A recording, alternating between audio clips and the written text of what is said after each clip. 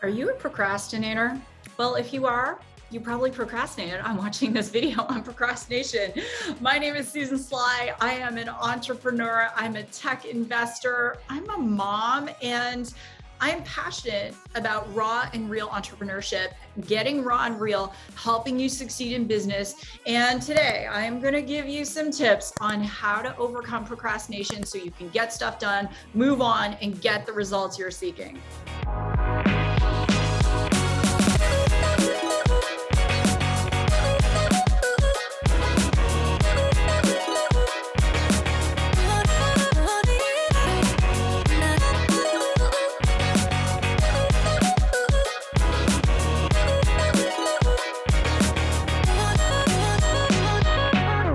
Okay, so procrastination affects a lot of us. And you may be saying, Susan, you wrote a book called Organize Your Life, and you've built companies and you probably don't procrastinate. Well, the answer is yes, sometimes I do. And I'm going to share with you the tips on how I overcome that so I can get things done. A little shout out to my dad. My dad watches all of my videos. And so shouts out to him. And his name is Joe. He was a very successful engineer in his career. He helped work on things like the microprocessor, the pacemaker. I was raised by my single dad. And the reason I bring up my dad in this video is because the first time I heard the word procrastination, I was about 8 years old. And I was asked to clean my room, and I didn't want to do it, obviously. And I'm sure some of you can relate to that. Maybe you have children or grandchildren, nieces, nephews, someone who has a very messy room. And I just didn't want to do it. So I preferred instead, back in those days, to be reading my Trixie Belden books. Now, you'd have to be the right age to know what the heck I'm talking about. But anyway, it was like Nancy Drew. Kind of after Nancy Drew came Trixie Belden. So I'd rather read my books. I'd rather draw. I'd rather play Atari. I'd rather do anything than clean my room. So my dad comes into my room and he's like, "Why are you procrastinating?" And I was like, "Procrastinating? What does that even mean? Like, is that, what kind of thing is procrastination?" And my dad began to explain to me. It ultimately came down to this: it's not doing the thing you're supposed to do to get a better result. And that was the problem. I didn't care if my room was clean or not. And alas, I was procrastinating. Why? I wasn't doing the thing that I was supposed to be doing because I didn't care about the result. So my question for you is this: what are you procrastinating on?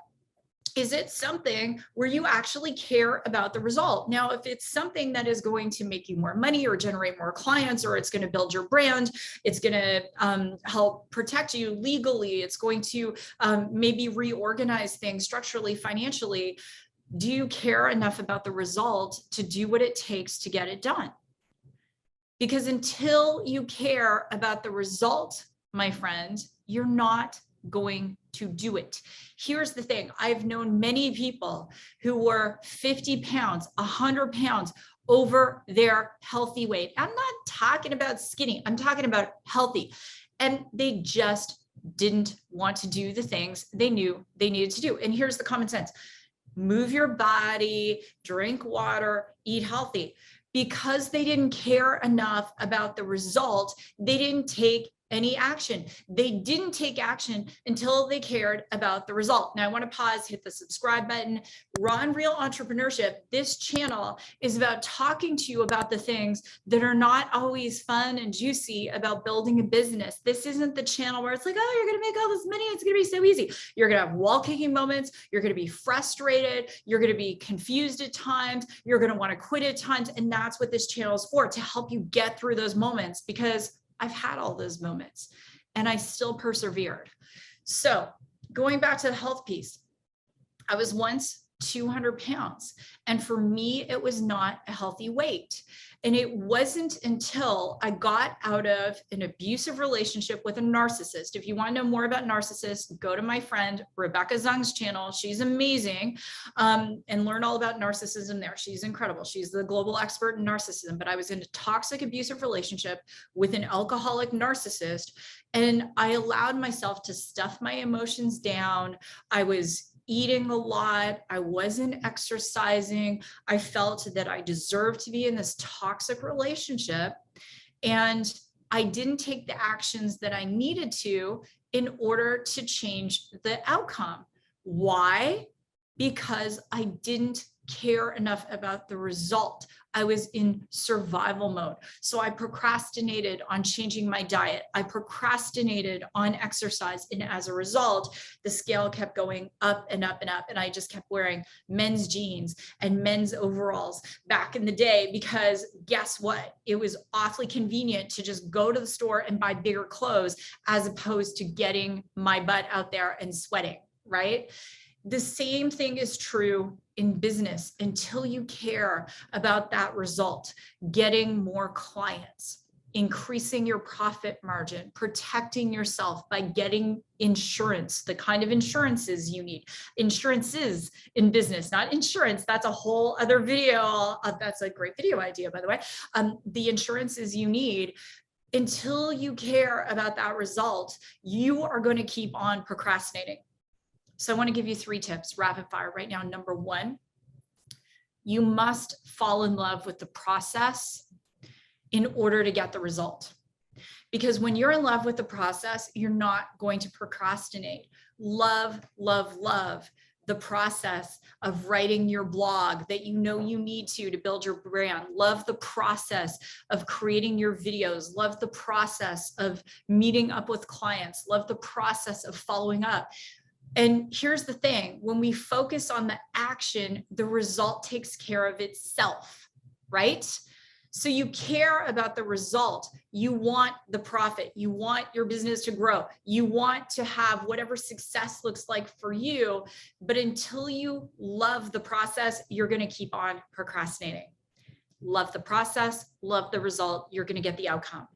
Number 2 is the thing I do when I'm feeling like I'm procrastinating. Like right now, depending when you're watching this, if I haven't launched my new book yet, it's because I'm in the writing process and I'm procrastinating on writing. I've written 7 books, 7. One book, I went on vacation with my husband in Thailand. I wrote the whole book in a week. Like I've written 7 books, but I haven't written a new book in years because I've been procrastinating on writing. So now I'm in the process, depending again, when you're watching this video, of writing my newest book, which is for people just like you who want to start a business and scale a business, and they just feel like all over the map and they don't have enough time. And so what I do is I schedule blocks of time and I tell myself I cannot get out of my chair until I accomplish a certain thing. So in this case, it would be, say, write 1,000 words, right? The average book is about 75,000 words. So say, okay, I'm going to sit in this chair until I write 1,000 words, and I'm not going to go on social media. I am not going to go do a Peloton yoga class. I'm not going to do anything. I am just going to sit in this chair. I'm not going to return emails. I'm not going to return texts. I'm just going to focus on those 1,000 words. And when the 1,000 words are done, if I feel like going on, great. If I don't, I don't.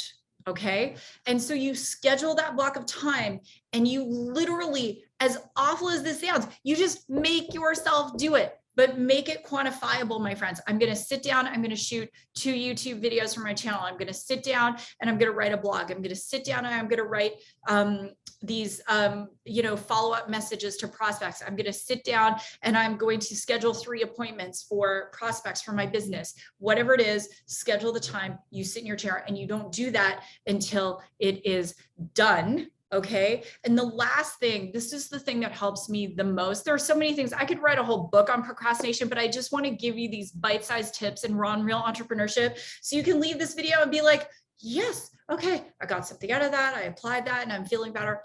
The third tip I want to give you is to focus on what's on the other side of taking that action. Remember, I said you're going to procrastinate until you really and truly care about the result. You've got to fall in love with the process of getting to that result, and then figure out what it is that's positive on the other side of getting done, whatever it is you know you must get done. And so sometimes I don't want to work out.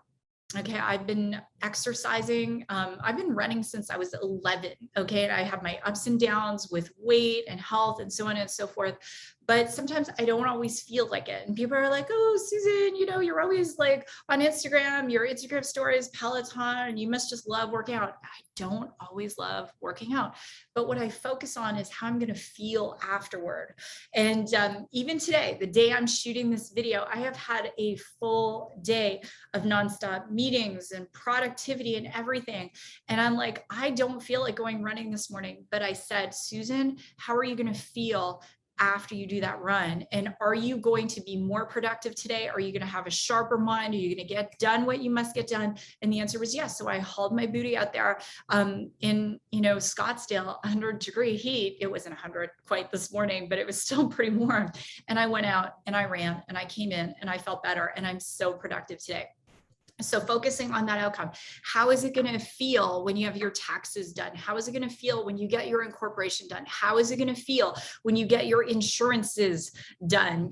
How is it going to feel when you have your appointments booked next week and your calendar is full with prospects? How is it going to feel when you land your next client? How is it going to feel when you write those 1,000 words for your next book? How is it going to feel when you shoot those YouTube videos? It's going to feel freaking amazing, right? So the end of the story is, on that day with my dad, I learned what the word procrastination meant. And I also began to learn that if I cared about my dad, then I cared about what mattered to him. And what mattered to him was my room was clean. And in my 8-year-old mind, I started to figure out a way to fall in love with the process of actually cleaning my room. So much so that eventually, as a grown woman, I trademarked Organize Your Life. I wrote a whole book on organization. And now I can tell you as an adult, my room is always clean.